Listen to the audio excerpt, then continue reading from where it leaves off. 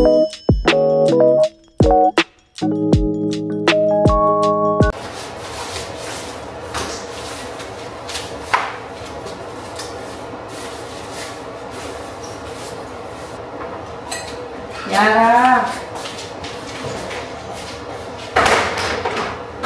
Ano gustong breakfast ng Ayara?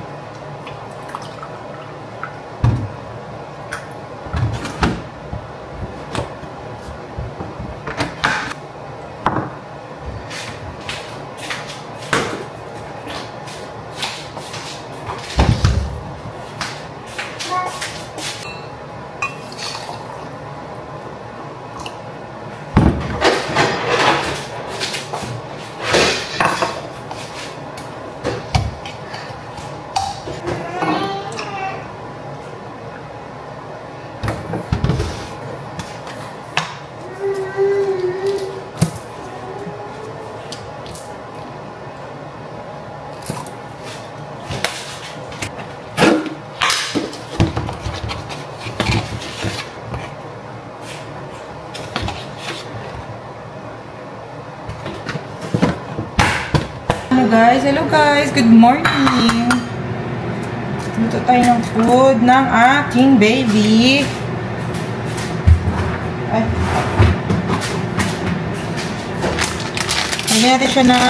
Gawin natin siya ng scrambled egg lang. With cheese and whole milk. Whole milk ba itong bili ni Melby? Ultra pasteurized. Pwede na sa kanya mga milk na ganito eh. Basta yung niluluto-luto lang. Coming! Ayan natin ng garlic. Ano pa ba? Turmeric. Maganda to yung turmeric, guys. Good for the brain. Char. Sinabi lang ng kapatid ni Melby. Lagyan daw ng turmeric ang kanyang mga food. Kasi maganda daw siya sa utak ng mga bata. And also, paminta. Konti lang. Pero wala pang asin. Hindi ko pa siya nalalagyan talaga ng asin. Ito lang mga cheese. Kasi ito mga cheese may mga lasa naman kasi siya. Meron itong meron naman yung sodium 7%. So, ito na yung kumbaga asin niya. Diba? Tapos nakakain na din siya ng buong itlog, guys. Nakakaya na ng katawan niya. Hindi na siya sumusuka. Kasi yung first time namin pinakain sa kanya yung buong itlog talaga. Merong white egg and then yung yolk niya. Sumuka lang siya na sumuka, guys. So, parang meron siyang reflux. Kaya, buti naman ngayon at okay na siya na-outgrow na niya ang mga pati din mga allergy. Wala din siyang allergy na, guys. Thank you, Lord. Lalagyan ko sana ito ng gulay. Kasi wala na kang gulay. Something na Lagyan natin sa kanyang pandesal. Kasi kumakain din siya ng pandesal eh. Kunti lang.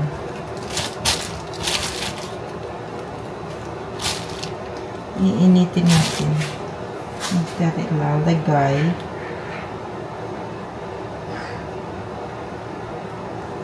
Spread ko lang.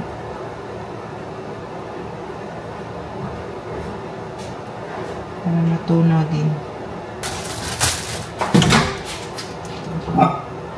Ooh. Here's me.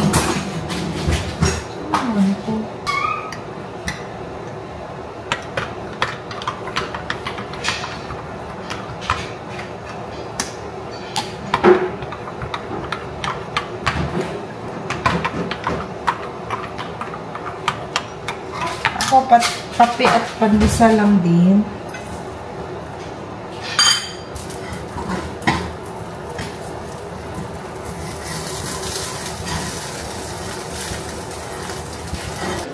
Lagyan natin siya ng blackberries, guys. Tignan natin kung medyo matagal-tagal na siyang hindi nakakain ito. Kaya yogurt. What?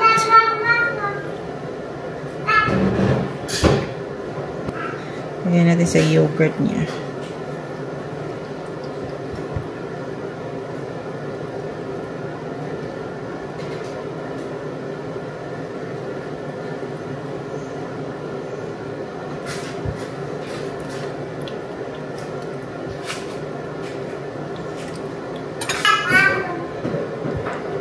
Mainit pa eh.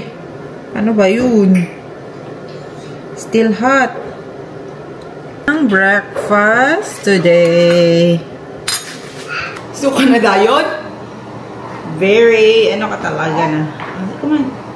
Eat na. Time to eat. Blow ah. Mainit. I know. Wait. Kasi madudumihan ka. Ito, magbarbero ka muna. Paggupit muna tayo, ha? Gupit mo na, ma'am. Okay, ma'am? Wait lang, ma'am.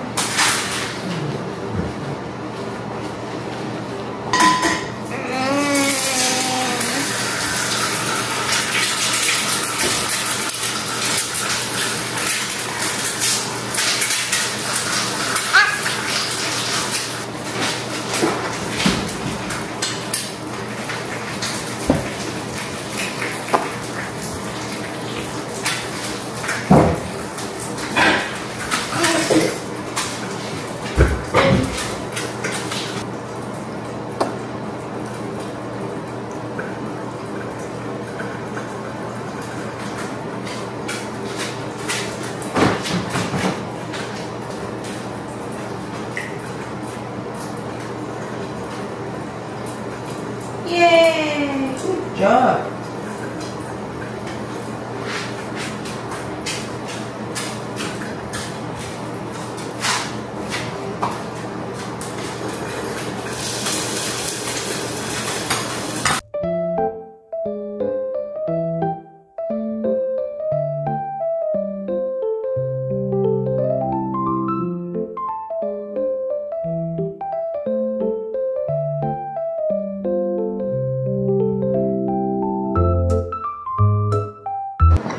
Ay, shoot na agad. Akin naman guys is yung pandesal and then nagprito lang ako ng isang egg na set up and then sinasawso ko sa egg yolk. Diba? Yan lang. Ay ka na. Mami kain din. Era din. Sige na. Masubo ka na naman eh.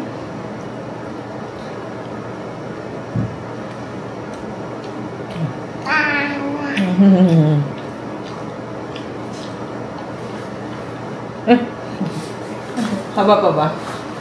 Mahaba. No? Operation practice walking na siya guys. Kasi malapit na siya mag-1. Tara dali. Pag mo bangga si Bax, gagalit si Bax. Sige. Good boy. Sige, walking. Walking, walking, walking, walking. Ah, di ba? Pampalakas ng mga buto-buto. No? Sige. Sus. Sunod lang si Bak sa akin. Ayaw niya sa'yo, baby.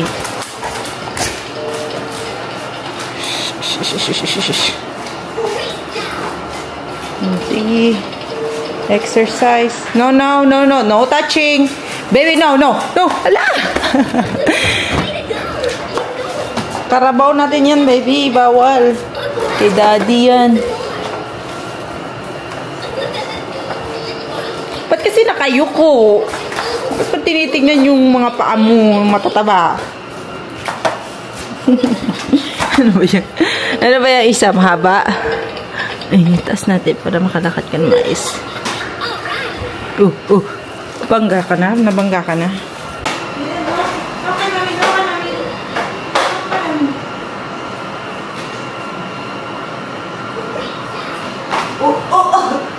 It's okay. O, dali na, dali na. Oh, shh, wow na. Oh. It's okay. Kaya mo naman ay. Natatakot ka lang talaga mahulog. Okay na.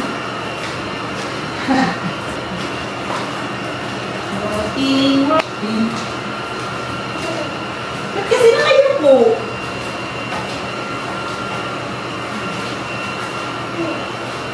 Dali. Very good job. Nakailang step ka na. Konti na lang, konti na lang, konti na lang.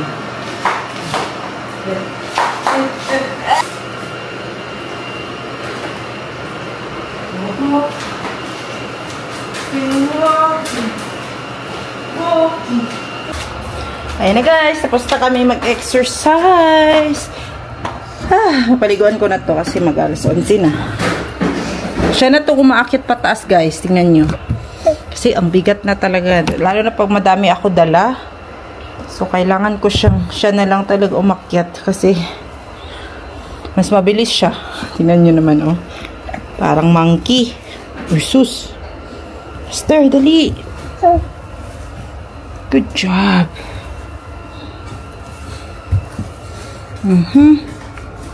Go, go.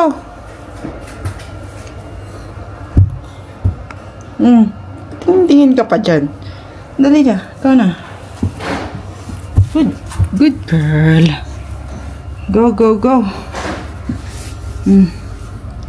Sige na, dali. Go, go, go. Dali. Konti na lang. Uy, sus. Go, go, go, go, go. No, isa na lang, isa na lang. Dali. Yay! Good job. Dali na. Tata ka, daddy. Guys, hapon na. Udto na, guys. Udto. Wait lang, box. Kumakain ako ng pansit. And then, naisipan ko may kalamansi pala kami dito. Ayan, no. Ayan. Bigay lang sa amin yun, guys. At meron din kaming mga sili. Yan, pulang-pula na sila. Kaya, mag-harvest na tayo, guys. Ang ginagawa namin sa sili, hindi naman kasi namin siya nakakain lahat. Meron din kaming, ano dito, guys. O, yung siling green na, para siyang bell pepper. Ayan, o. Ano ba ito? Ayan. Ayan. Malaki siya. Ayan, malunggay ko. Ayun. Pang-ayara lang yung malunggay ko, guys, kasi maliit pa. Kaya kuha tayo ng kalamansi muna at i-harvest ko na din itong mga pulang-pulang sili. Sayang eh. Wait, asan ko ba kayo ilalagay? Ating mga pananim. Or pananim daw eh, taga-ano lang naman ako, taga-dilig. Pini-freezer ko to, guys, yung mga sili ko na pula. Hinuhugasan ko siya, tapos pini-freeze ko. Ganon ginagawa nila dito. Pwede siya i-freeze. Wala nilalanggam. Nauna pa yung mga langgam sa akin na. Di ba kayo na ano yan?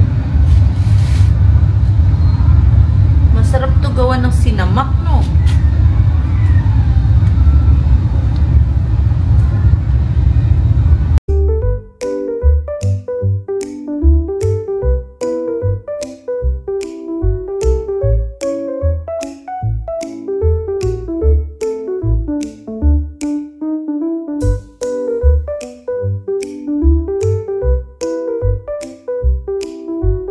Ito lang yung nakuha ko, guys. Ayun. Kakarampot.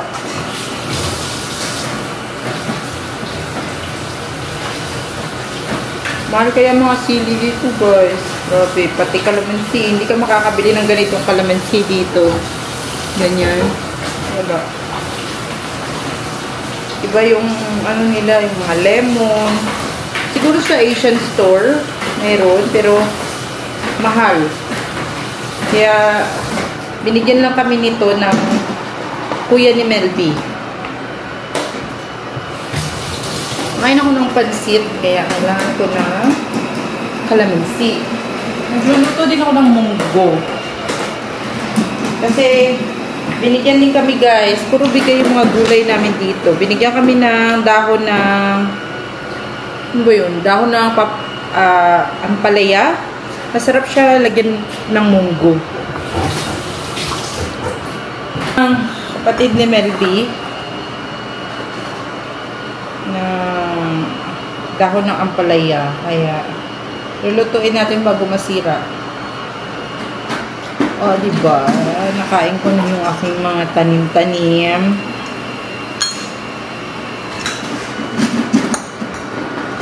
Hintay, guys.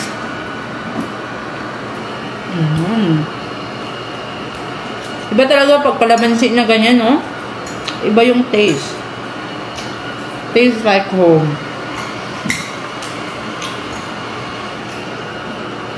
Kasi yung lemon, hindi na siya, ano, masarap.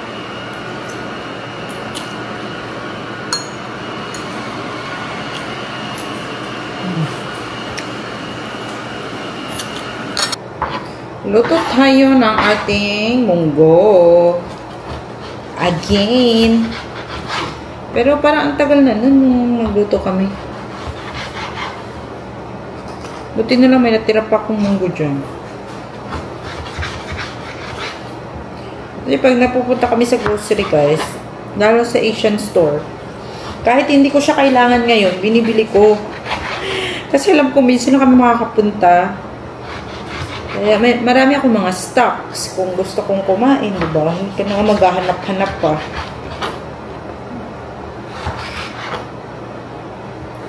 Ano na diretsyo? Wala ba ditong, ano, wala ditong tindahan na sobrang lapit sa amin. Na pwede mo lang lakarin para sa Pilipinas na merong, ano, merong, ganito, tindahan. Sari-sari store na available lagi ang mga gusto mong kainin or mga gulay na gusto mo. Kaya ako, guys, pag kunyari mga sinigang, hindi ko na nilalagyan ng kung ano yung sinigang talaga, kung ano yung gulay ng sinigang. Kunyari sinigang na merong tawag dito, ano ba yung kangkong, di ba? Kangkong yung nilalagay mo doon. Minsan na nilalagay ko spinach or basta, maasim lang siya, guys. Yun lang ang purpose nun. Kung ano yung available ko na gulay dyan, yun lang yung ilalagay ko. Minsan nga, malunggay pa eh, no? Sinigang na baboy na malunggay. Basta may sabaw lang, tapos yun, wala eh. Walang available na. Ang kangkong kasi masisira agad. Tapos, minsan din yung kamote tops. Kasi meron kami dyan kamote tops. Ganito kadami yung bigay nila sa amin, guys. Dahon ng ampalaya. Diba? First time ko ata makakain ng dahon ng ampalaya sa munggo. Di pa ata ako nakatry. Ngayon pala. In my life. Pwede na. Nilutuan ko din si Yara dito. Sineparate ko kasi may mga seasonings na yung amin. Ayan, lagyan ko ng okra, kalabasa, at yung munggo. Yan lang. Walang asin. Sino yan? Say hi. Oh, sus. Hi. Hi, guys. This is very good naman. I'm eating. Ano kinakain mo? Ha? Ano kain mo? Blueberries. Say blueberries. Blueberries. Sami? Baba. Very good. Oh, very good naman. Oh, sus. Hi. Galing-galing mo naman. Ulam natin guys is munggo and with fish. Agay kainit. Akong mainit siya ang awakan kasi nilagay ko sa air fryer lahat. Ayan. Pero crispy pa rin. Oh, kain ka lang dyan ha. Kasi wow. Bagay kasi siya sa munggo. Mga unta guys.